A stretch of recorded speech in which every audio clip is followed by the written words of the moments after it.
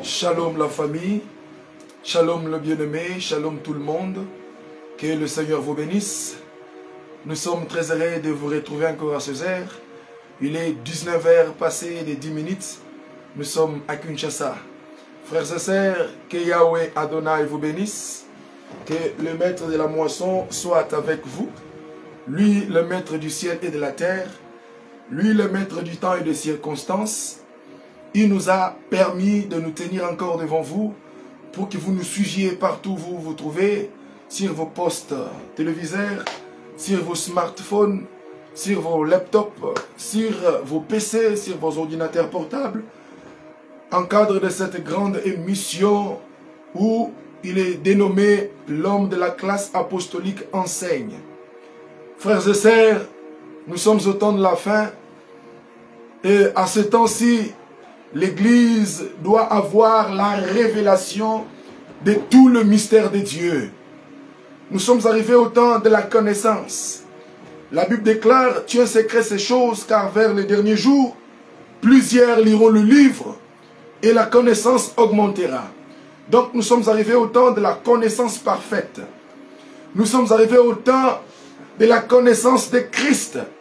Nous sommes au temps de la révélation, où nous sommes arrivés au temps où l'Église du Seigneur doit avoir la parfaite révélation de notre Jésus-Christ.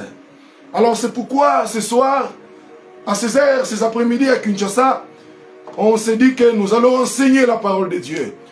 Je sais que vous nous suivez la nuit dans les grands programmes évangéliques dénommés les grandes batailles nocturnes. Oui, parce qu'il y a plusieurs sortes de batailles.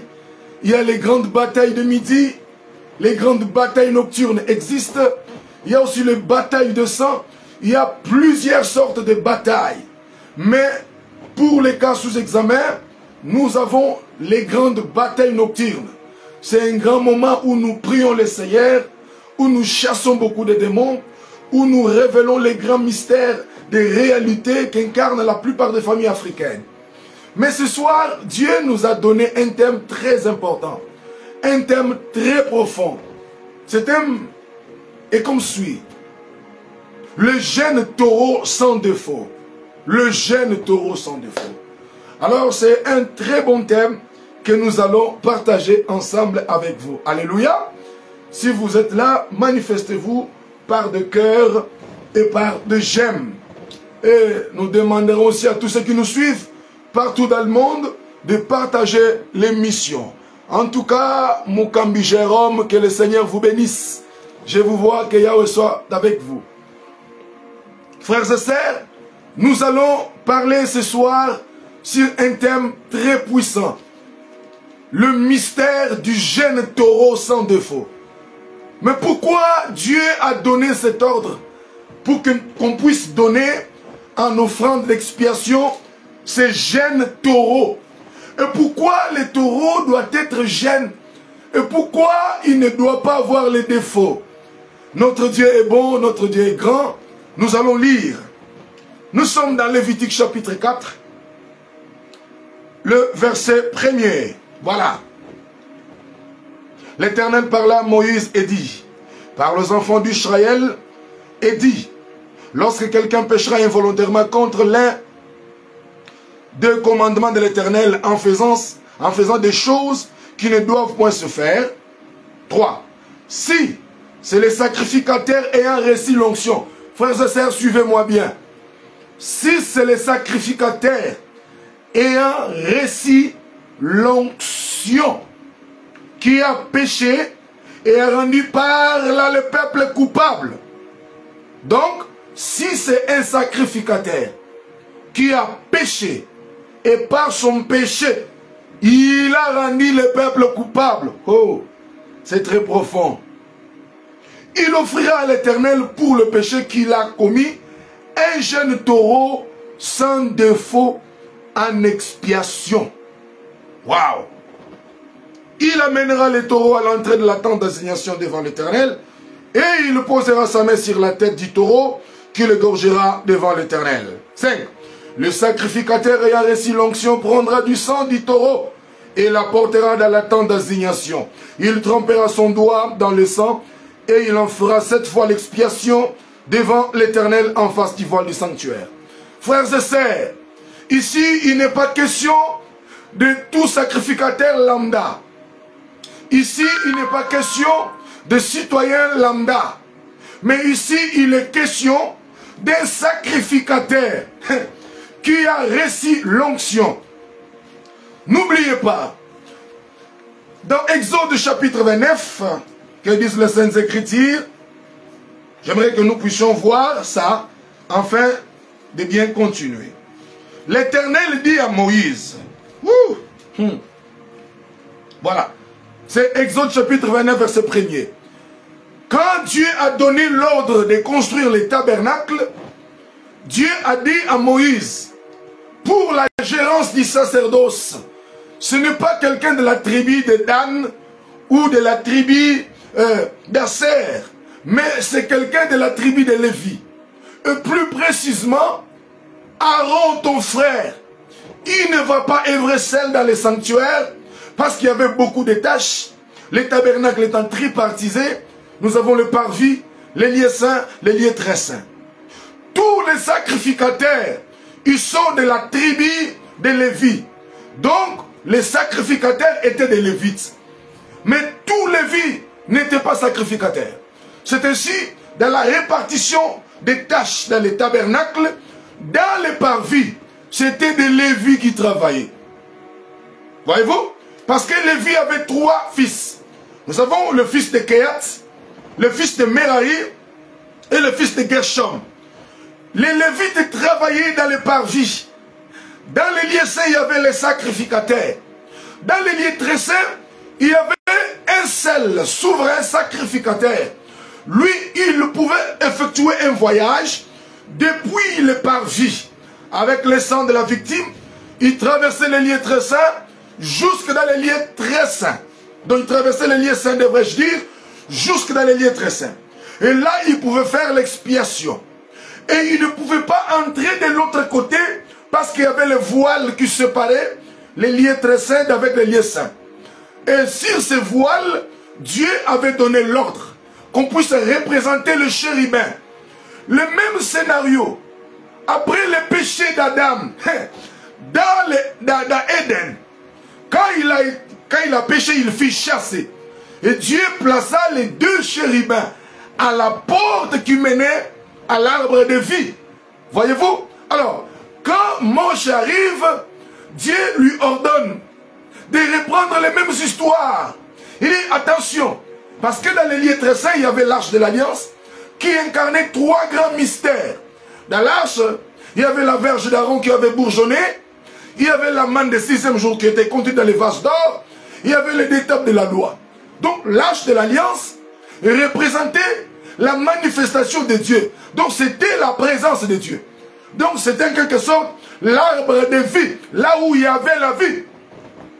Alors de même qu'après le péché d'Adam, il a été expulsé du jardin. Et on a placé les 2 chérubins à l'entrée afin de l'empêcher de ne pas revenir. Frères et sœurs, c'est le même scénario qu'on a repris dans les tabernacles.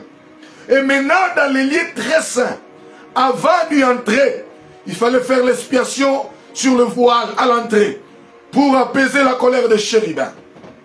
Alléluia. Alors, Aaron avait reçu l'onction comme souverain sacrificateur.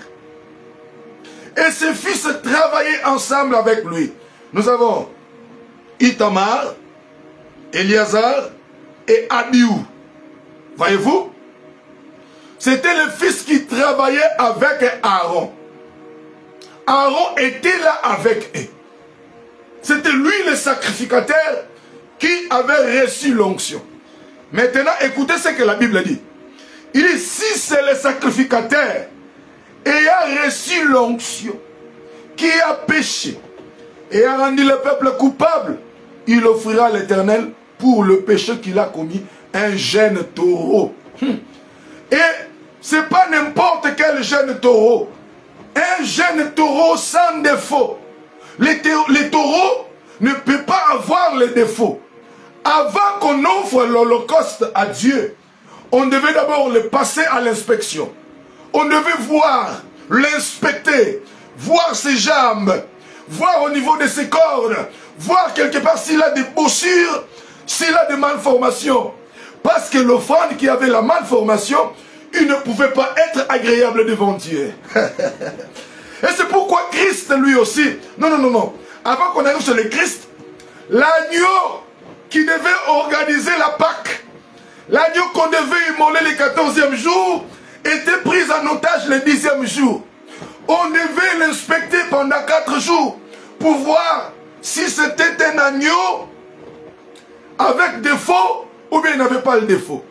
Du 10e au 14e jour, c'est les 4 grands mystères que Christ va nous interpréter. Christ aussi, étant un agneau qu'on devait inspecter, la Bible déclare, on l'a amené auprès de 4 personnes. Ils l'ont inspecté, ils n'ont rien trouvé. On l'amène chez Caïphe, il ne voit aucun défaut. On l'amène chez Pilate, on ne voit aucun défaut. Voyez-vous? On l'amène chez Hérode, on ne voit aucun défaut. On l'amène chez l'autre, on ne voit aucun défaut. Parce qu'il était un agneau sans défaut. Wouh! Et maintenant, c'est sacrificateur qui a péché. Maintenant, tu vas me poser la question, frère Gaston, révèle-nous alors le mystère du sacrificateur qui a reçu l'onction, qui a péché et qui a rendu tout le peuple coupable. Wouh! Frères et sœurs, n'oubliez pas, le tout premier sacrificateur qui a péché, il s'appelle Adam. Adam était le sacrificateur, le tout premier du sacrificateur d'Éden. Parce que dans Éden, il y avait le sacerdoce. Adam étant le tout premier sacrificateur qui avait reçu l'onction, l'onction qui était une capacité de faire les nomenclations. Dieu pouvait le placer devant les animaux. Il commençait à donner les noms. Il dit, toi, on t'appellera Lion. Toi, on t'appellera Jérôme. Toi, on t'appellera Kabanga. Toi, on t'appellera Kalambay. Adam pouvait le faire sous l'onction qu'il avait reçue de la part de Dieu, sous les mandats. Donc, il était le tout premier sacrificateur qui avait reçu l'onction. Maintenant, quand ce sacrificateur, appelé Adam, tombe dans le péché, mes frères, ce n'était pas seulement lui-même. Il a fait pécher tout le peuple. Oh, quelle profondeur. Si c'est le sacrificateur qui a reçu l'onction qui a péché et a rendu le peuple coupable, Adam nous a rendus coupables. Voyez-vous, le sacrificateur Adam, dans Éden, quand il a péché, il nous a rendus coupables. Le frère Gaston est né un certain 12 septembre, pleurant, avec le péché qu'il attendait sur la terre. Homme de Dieu, le jour où tu étais né, tu arrives sur la terre avec ton péché. Parce que le premier sacrificateur, Adam, quand il a péché dans Éden, il a rendu tout le peuple coupable. Oh, alléluia! C'est ça le mystère de ces sacrificateurs. Mais vous allez me dire, frère Gaston, comment est-ce que Adam était sacrificateur? Quelle est l'offrande qu'Adam avait donnée? Oui, Adam avait offert l'une de ses côtes.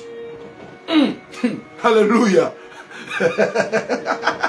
Frères et sœurs, Adam étant sacrificateur, il avait offert l'une de ses côtes dans le sacerdoce d'Éden, dans le jardin. Mais quand il a péché, il nous a rendus coupables.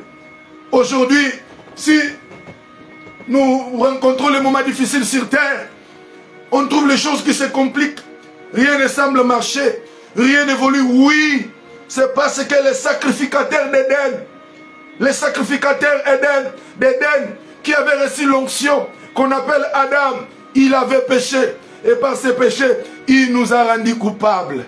Ouh, la Bible, c'est très profond. Quand il a péché, nous tous, des coupables, que tu sois de la race noire, de la race rouge, jaune, que tu sois francophone, lusophone, hispanique, quand tu es né, tu arrives sur la terre, tu as ton péché qui te colle à cause du sacrificateur d'Éden.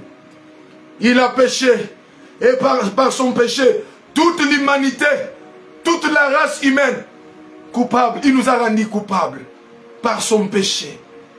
Mais gloire à Jésus, gloire à Dieu, parce qu'il a été dit, comme ce sacrificateur a péché, pour l'expiation, pour ôter ses péchés, il n'y aura pas d'autre moyen.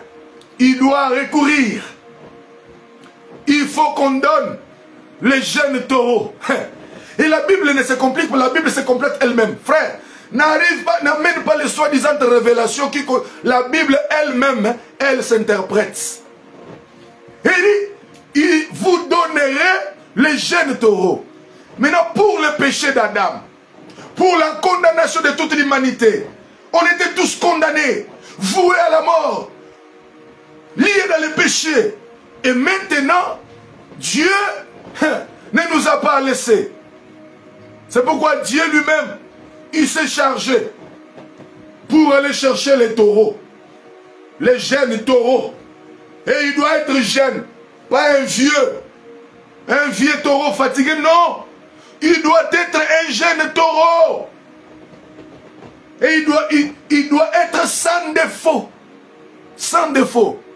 Oh, d'après la prophétie, quand Adam a péché, il a rendu toutes choses coupables. Les humains coupables, tous les animaux coupables, toutes les offrandes coupables, toutes les bêtes coupables. Alors Dieu a dit, je ne vais pas regarder ailleurs. Dieu a regardé dans la bergerie céleste. Oh, oh. Il n'a pas regardé la bergerie terrestre. Parce que tous les animaux de la terre étaient tués par le péché d'Adam. Dieu a regardé dans la bergerie céleste. Et là, il a trouvé un jeune taureau. Il a dit, mon cher ami, viens. Il y a quelque chose sur la terre. Nous devons t'offrir. Parce qu'il y a quelqu'un qui a fait pécher toute l'humanité. Et pour l'expiation de ce péché-là, il faut que toi. Et Dieu a pris les taureaux.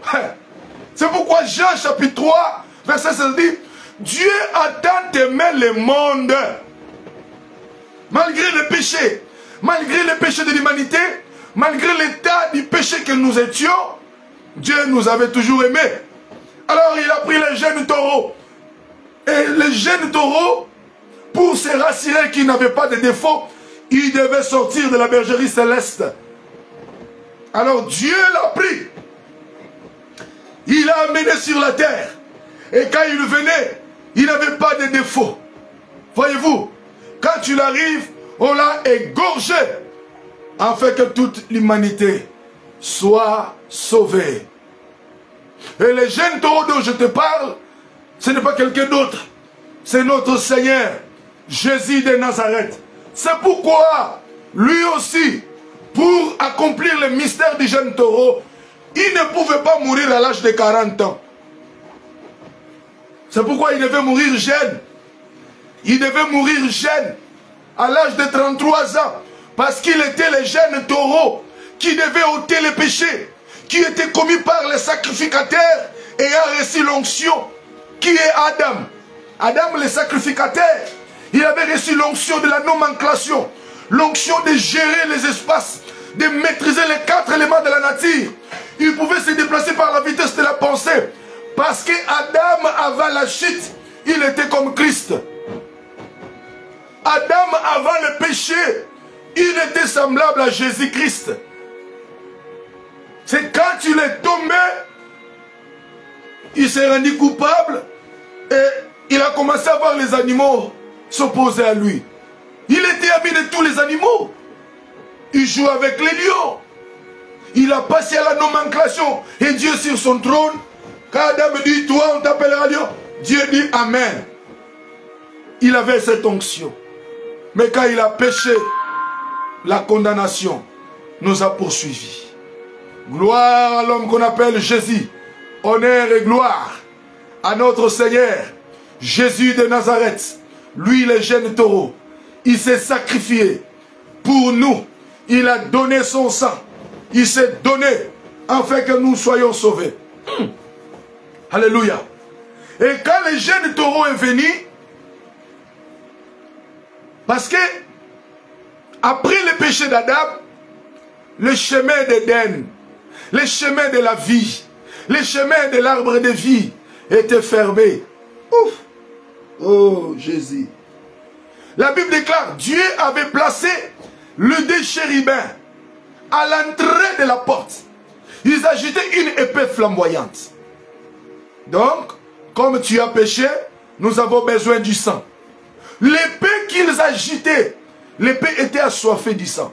Parce que l'épée, quand il sort du fourreau, il ne peut pas retourner sans toucher le sang. C'est pourquoi quand David a péché, lui qui était le sacrificateur, David avait trois types d'onction. Il était sacrificateur, il était roi et il était prophète.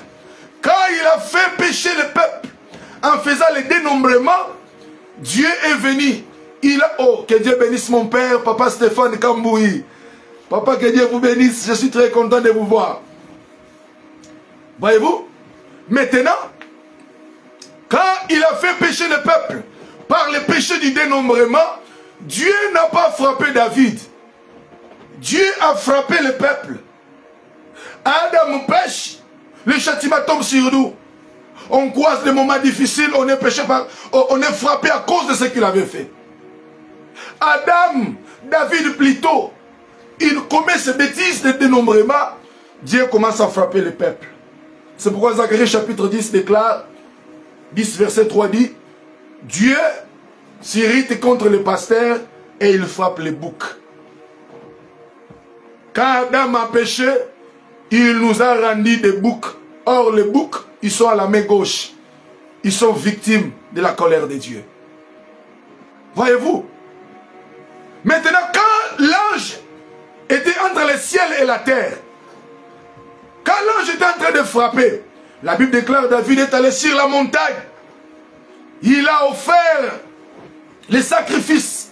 Et Dieu a dit à l'ange, hey, stop, arrête le massacre.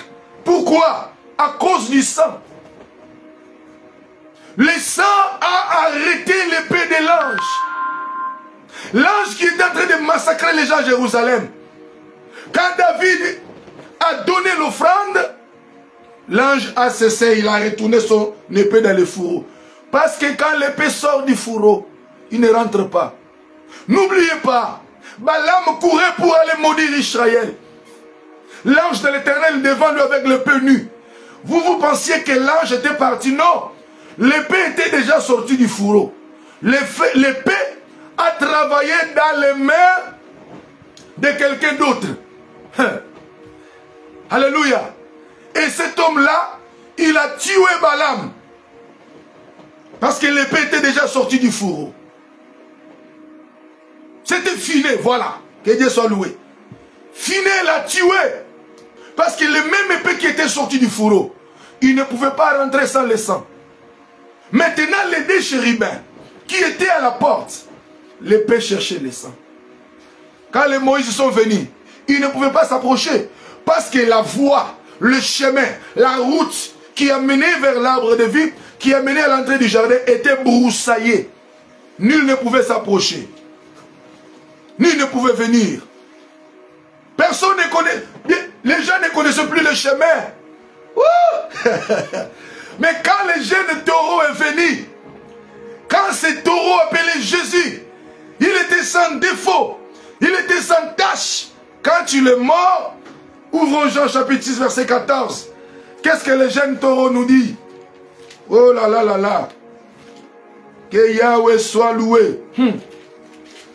Dans Jean chapitre 6 verset 14.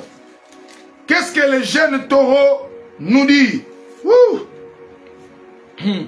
Oh, Jéhovah. Mes frères, personne ne connaissait plus le chemin. Parce que le chemin était broussaillé. Et maintenant, Jésus de Nazareth, quand il est venu, pour accomplir la prophétie, comme l'épée de chérubin a déjà touché le sang, alors le Seigneur dit, je suis le chemin. Ah, donc le chemin pour retourner dans Éden, le chemin pour rentrer dans le jardin d'Éden, les chemins qui étaient broussaillés. Parce que tous les prophètes fouillaient devant cette épée. Voyez-vous? Maintenant, ça s'est manifesté sous des formes. Quand cette épée, entre les mains de Jézabel, s'est manifestée, Élie a pris fuite. Lui qui avait tué 450 prophètes, hein? Mais pourquoi il va fuir? Non! C'était l'épée de chérubin qui cherchait le sang. Quand l'épée de chérubin se manifeste devant les serpents, Moïse fouillait. Alors c'était un homme, Jésus de Nazareth. Il s'est présenté. C'est moi le jeune taureau. C'était pas Moïse. C'était pas Élie. C'était pas les autres prophètes. C'était moi. Il s'est donné en sacrifice à la croix de Golgotha. Mais je m'étonne de voir d'autres prédicateurs qui disent Satan a tué Jésus, frère. Non. Il a dit à Pilate, j'ai le pouvoir de reprendre ma vie. Donc il s'est offert lui-même. Parce que c'était la mission qu'il devait accomplir sur terre. Christ sur la terre, il n'était pas venu en mission de promenade de santé. Non. Il était venu pour accomplir la mission. Hébreux chapitre 2, verset 14. Que disent les Saintes Écritures? Comme les enfants participent au sang et à la chair, lui aussi, il a également participé. Pourquoi il a participé? Il devait aussi avoir la chair et le sang. Parce que le mystère du salut est lié au sang et à la chair. La Bible déclare que Dieu bénisse le frère et fils, l'attaché pastoral. Que Dieu te bénisse, l'attaché de l'homme de Dieu, le prophète Gédo Kalambay. La Bible déclare Christ est venu sur la terre. Donc selon Hébreu, il s'est fait aussi enfant. Donc, il a porté la nature des hommes, mangeant, buvant, excepté les besoins d'aller vers une femme. Il est venu sur la terre et il est mort afin de nous sauver. Parce que si Christ n'était pas venu sur la terre, personne ne pouvait être sauvé. Il était question du droit de rachat. Pour racheter, il faut être le proche parent. Et pour être ton proche parent, il devait avoir ton image, ta nature. Voyez-vous? Alors, il ne pouvait pas s'échapper de la mission. Est-ce qu'on peut acclamer pour le Seigneur? On peut envoyer le cœur, s'il vous plaît. Envoyons le cœur, envoyons le cœur. Maintenant, écoutons l'apôtre Paul aux Hébreux. Comment il va nous expliquer ces grands mystères. Mes frères, la voie, le chemin qui a mené dans les lieux saints était broussaillé. Oh là là là là là là. Jéhovah. La Bible. Nous sommes dans Hébreux chapitre 9, verset 7. Lisons ensemble avec moi. Et dans la seconde, les souverains sacrificateurs scellent entraient une fois par an. Non, j'aimerais qu'on puisse commencer au 5e verset pour la meilleure compréhension. Au-dessus de l'arche étaient les chérubins de gloire, couvrant de leur ombre le propitiatoire. Ce n'est pas le moment pour en parler en détail là-dessus. 6. Or, ces choses étant ainsi disposées, les sacrificateurs qui font le service entrent tout temps dans la première partie du tabernacle. Donc, dans la première partie du tabernacle, c'est les lieux saints. Voilà.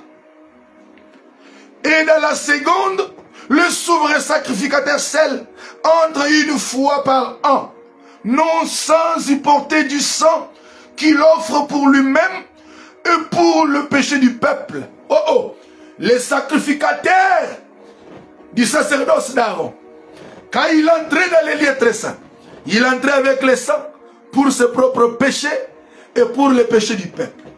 Mais notre sacrificateur Jésus, lui il est saint. Il entre avec son propre sang, pas pour ses péchés, parce que lui, il n'était pas pécheur, mais il s'était fait pécher. Voyez-vous? Christ, il n'a pas péché, mais il avait porté la nature du péché sur lui. C'est pourquoi, à la croix de Golgotha, ce que Dieu frappait, ce qu'on flagellait, ce n'était pas Christ, mais c'était la chair du péché. Alléluia. La chair du péché était vouée à la condamnation. David prophétise en disant, Eli, Eli, lama sabachthani. Mon père, pourquoi m'as-tu abandonné? David avait prophétisé cela dans les psaumes parce que Jésus allait le dire à la croix. Dieu l'abandonne parce qu'il était devenu péché. C'est pourquoi Dieu l'avait abandonné à la croix. Parce qu'il était péché. Alléluia. Lisons. 8. Le Saint-Esprit montrait par là que le chemin du lieu très saint n'était pas encore ouvert tant que le premier tabernacle subsistait. L'Écriture dit, tout ce que les sacrificateurs aroniques, du sacerdoce aronique, tout ce qu'ils faisaient là, entrer avec les sang et autres, la Bible dit que le Saint-Esprit montrait par là, avant que le Christ ne vienne, aussi longtemps que le premier tabernacle subsistait, les chemins qui menaient au lieu très saint, entre autres, les chemins qui menaient dans les lieux ou qui menaient à l'arbre de vie, étaient toujours barricadés. Ils n'étaient pas encore ouverts. Donc quand Aaron faisait le tour, il entre, il sort, le chemin était fermé. Quelle profondeur.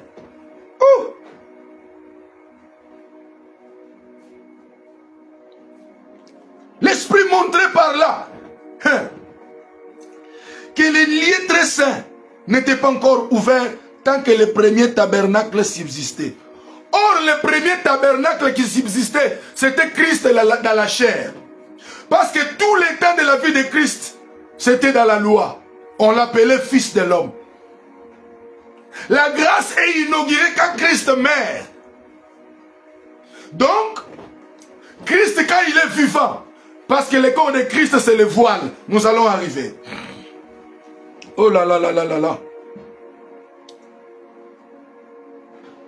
C'est une figure pour le temps actuel, où l'on présente des offrandes et des sacrifices qui ne peuvent rendre par feu, sous les rapports de la conscience. Celui qui rend ses cultes et qui, avec aliments et boissons et diverses ablutions, étaient des ordonnances charnelles imposées seulement jusqu'à une époque de réformation. Écoutez maintenant 11. Mais Christ est venu comme souverain sacrificateur des biens à venir. Oh, il a traversé le plus grand tabernacle, le plus parfait, qui n'est pas construite des mains de l'homme, c'est-à-dire qui n'est pas de cette création. Dans Hébreux 4:14, il est dit qui est le ciel. Il est entré une fois pour tout dans les lieux très saints, non avec le sang de bouc et de veau, mais avec son propre sang et a obtenu une rédemption éternelle. Christ n'est pas entré dans le tabernacle terrestre, mais Christ est entré dans le tabernacle céleste, pas avec le sang de bouc, pas avec le sang de veau, mais avec son propre sang. Mes frères, Matthieu chapitre 16 dit, vous dites que le soir il fait beau, parce que le ciel est rouge. Oui, le soir il fait beau, parce que le ciel est rouge, parce que l'agneau appelé Christ, il a été immolé entre les deux soirs. Comme il a été immolé entre les deux soirs, il entre dans le tabernacle céleste. Que Dieu bénisse notre sœur Skolambombo Luvimba. Il est entré dans le tabernacle céleste. Alléluia. Et ce tabernacle n'était pas de la construction des hommes. Le tabernacle d'en haut. N'oubliez pas, la Bible déclare, tu feras le tabernacle comme tu as vu à la montagne. Ah, donc à la montagne de l'éternité, il y a un autre tabernacle. Il y a un autre Éden céleste. C'est dans ce tabernacle-là que Christ est entré. Et la Bible déclare, il est entré avec son sang. C'est pour cela. Matthieu chapitre 16. La folie des Écritures. Ouvrons nos Bibles. Matthieu, chapitre 16. Jésus leur répondit, le soir vous dites il fera beau, car le ciel est rouge. Mes frères, le soir il fait beau, parce que le ciel est rouge. Mais pourquoi le ciel était rouge le soir? Parce que les souverains sacrificateurs Jésus, quand il traversait le tabernacle céleste, qui est le ciel, le sang de Jésus coulait. Le sang coulait. Et quand le sang coulait, le sang de Jésus a coloré le ciel. Et le ciel était tout rouge. C'est pourquoi on peut dire, le soir il fait beau. Oui, le soir il fait beau. Parce que le soir, c'est le temps de la grâce. Le soir il fait beau. Parce que le soir, c'est le temps de la visitation. Le soir il fait beau. Parce que le soir, le plus grand sacrificateur du nom de Jésus, il a traversé le plus grand tabernacle, pas avec le sang des animaux, mais avec son propre sang. C'est pourquoi nous disons, il fait beau le soir. Wouh! Alléluia.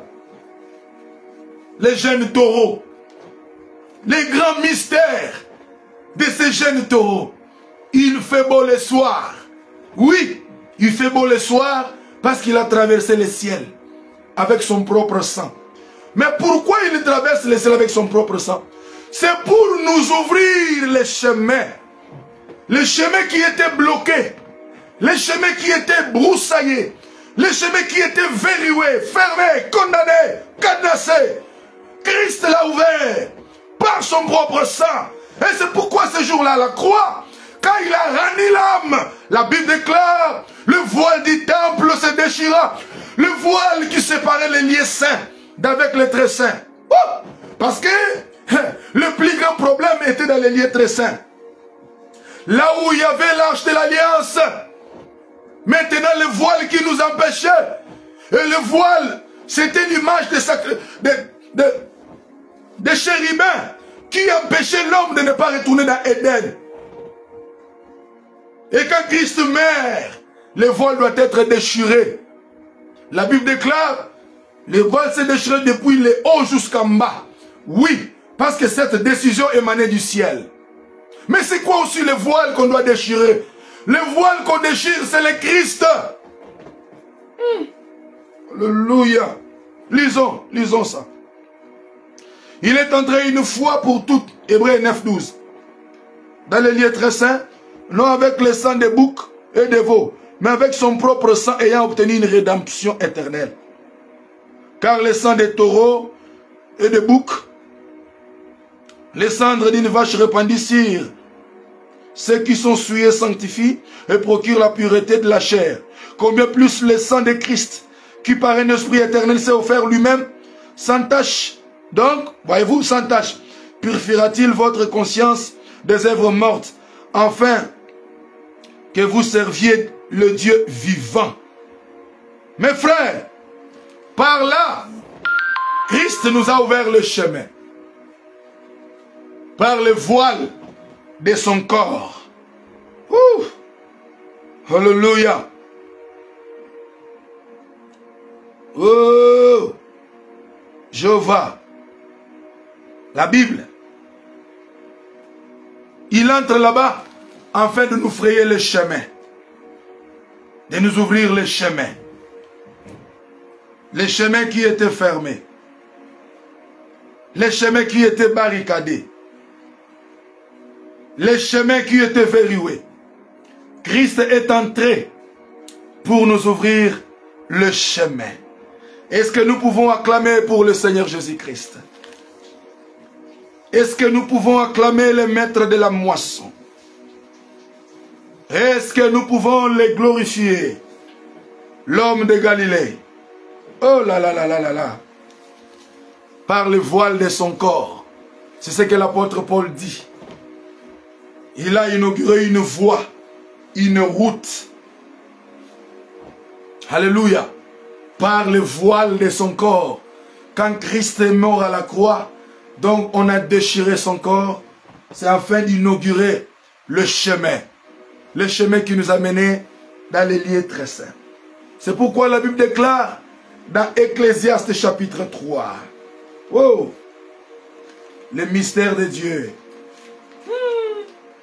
Est-ce que tu peux acclamer pour le Seigneur là où tu es? Acclamer le maître de la moisson. Waouh! Qu'est-ce que la Bible nous dit ici? Je cherche quelque chose afin de t'émerveiller. Ecclésiaste chapitre 3, le verset 7. Les débuts, l'entête, hein? Il y a un temps pour tout. Il y a un temps pour toutes choses sous le ciel. 7.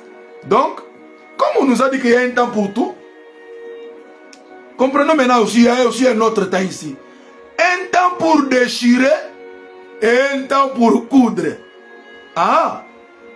Un temps pour se taire et un temps pour parler. La Bible, la folie de la révélation. Il y a un temps pour déchirer et il y a un temps pour coudre. Le temps, il y avait un temps où les chemins étaient barricadés. Il y avait un temps où les rideaux du temple nous empêchaient. Mais nous sommes au temps pour déchirer. On a déchiré le voile du temple. On a déchiré le Christ.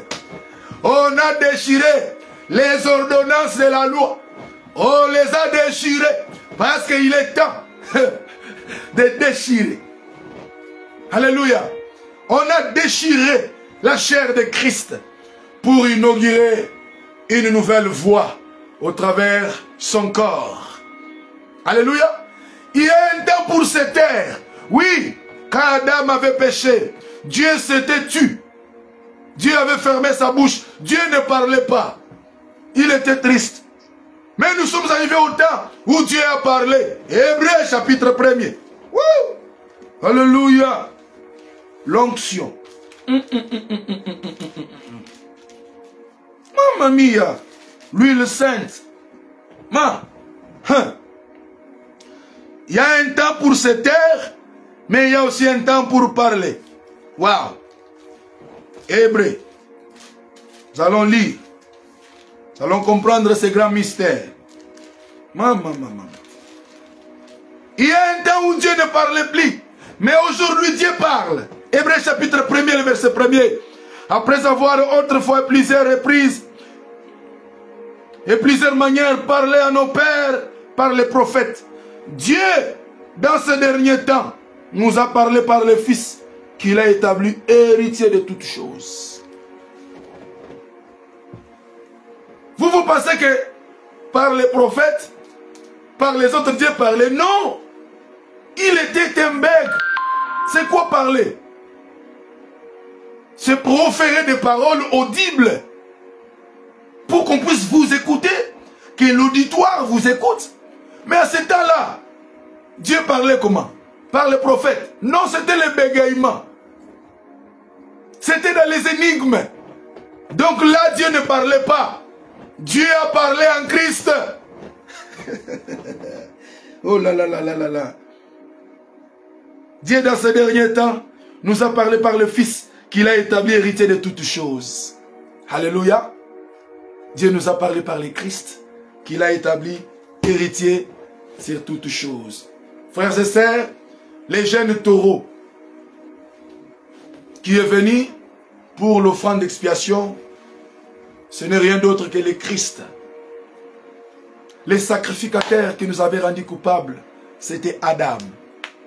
Alléluia. Et aujourd'hui, Christ est venu pour nous sauver. Nous sommes arrivés à la fin de notre mission. C'est la grande mission de l'enseignement de l'homme de Dieu, l'homme de la classe apostolique. Je suis appelé au ministère apostolique, je suis apôtre du Seigneur. Voilà. Je révèle le mystère de Dieu. Cela ne m'engage que moi. C'est mon appel. C'est Dieu qui... C'est mon appel. Donc je ne fais que parler par rapport à ma grâce. Que le Seigneur vous bénisse. Je ne manquerai pas de saluer tous les bien-aimés qui ont disposé leur temps pour nous suivre. Que Dieu bénisse premièrement mon père spirituel, le prophète Gédéon Kalambay. Dieu m'avait dit d'aller le servir là, dans son église. Oui, il m'a dit de le faire. J'ai écouté. C'est là où je le sers. avant toute autre chose, nous sommes les gens qui écoutent l'ainsi dit. Il m'avait dit de manière claire, va, oui, le Christ lui-même, va me servir là-bas. J'ai écouté la voix de l'Éternel, je sers Dieu au pied de mon Père. Nous ne voulons pas faire les choses avec précipitation, non. Je sais les dieux que je sers, je sais le Seigneur que je sers, parce que j'ai vu le Seigneur à des reprises, voilà. Je bénis mon Père spirituel, le prophète Gédéon Kalambaï. Je bénis tous les serviteurs de la communauté chrétienne Bethlehem Church, là où nous servons Dieu. Je bénis les bien-aimés Mukambi Jérôme. En tout cas, c'est un bien-aimé avec qui nous avons travaillé dans la jeunesse. Un homme doux, calme, monsieur bon. Que le Seigneur vous bénisse. Que Dieu bénisse notre bien-aimé Skola Mbombo Lovimba. Que Dieu te bénisse. Que Dieu bénisse le frère et fils Milongo. Que Dieu bénisse notre sœur bien-aimée Grace Tamboué de Lake Worth, Texas, aux États-Unis. Que Dieu bénisse notre sœur Rebe Mwabana Bimpa depuis Virginia. Que Dieu bénisse notre sœur, la bien-aimée Léa, qui est à Montréal, au Canada. Wow, que Dieu bénisse mon vieux, mon grand frère, un vieux qui m'a vu grandir. Je vois le maître Coco Isé. Vieux, mes respects. Que Dieu bénisse maître Coco Isé. En tout cas, c'est un vieux qui m'a vu grandir à Kalembelembe. Ce sont des vieux qui nous ont vu grandir. En tout cas, maître Isé, l'homme de Dieu, je vous vois. Que le Seigneur vous bénisse.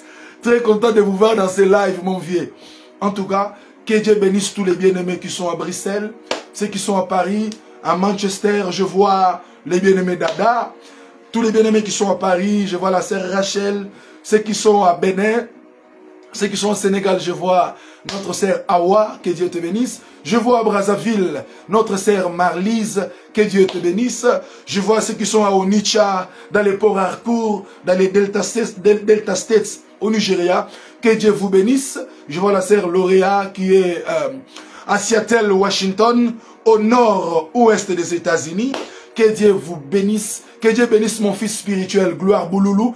Il est aux États-Unis, à Virginia. Et ceux qui sont à Pennsylvania, ceux qui sont dans le Chicago, ceux qui sont à LA, que le Seigneur vous bénisse. Prenez ces rendez-vous. Nous sommes là, nous allons partager la parole de Dieu. On a été appelés pour ça. Si on est vivant jusqu'à ce jour, le maître de la moisson nous a protégés afin qu'on le sert. Nous sommes là pour vous apporter la parole. Que le Seigneur vous bénisse. Je vais citer dans Ecclésiaste 9, 8. La Bible déclare qu'en tout temps, tes vêtements soient blancs et que l'huile ne manque pas sur ta tête. Où que tu sois, quoi que tu sois en train de faire, garde tes vêtements blancs. Garde l'huile de l'esprit. Vérifie, veille à la quantité de l'huile qui te reste. Parce que le Seigneur peut venir d'un moment à l'autre. Et j'aimerais que tu sois aussi participant de cet grand événement de l'enlèvement. En tout cas, que le Seigneur vous bénisse. Que Dieu bénisse ma femme, ma mari, Tuoto. Que Dieu te bénisse. Que Dieu bénisse tous les bien-aimés. Que le Seigneur soit avec vous. Nous vous bénissons. Nous exerçons le ministère apostolique. Nous révélons le mystère de Dieu. Nous prêchons les salis. Nous prêchons l'enlèvement. Nous prêchons les sacerdoces. Nous prêchons les chrétiens. Nous préparons l'église à l'enlèvement. Parce que le Seigneur, le maître de la moisson, il vient bientôt. Que Dieu bénisse mon ami Orion. Que Dieu bénisse mon ami Arvina. Que Dieu bénisse mon ami Ariela. Que le Seigneur, le maître de la moisson, vous bénisse. Que Dieu bénisse le prophète Patrick Namouana. Que Dieu vous bénisse. Merci.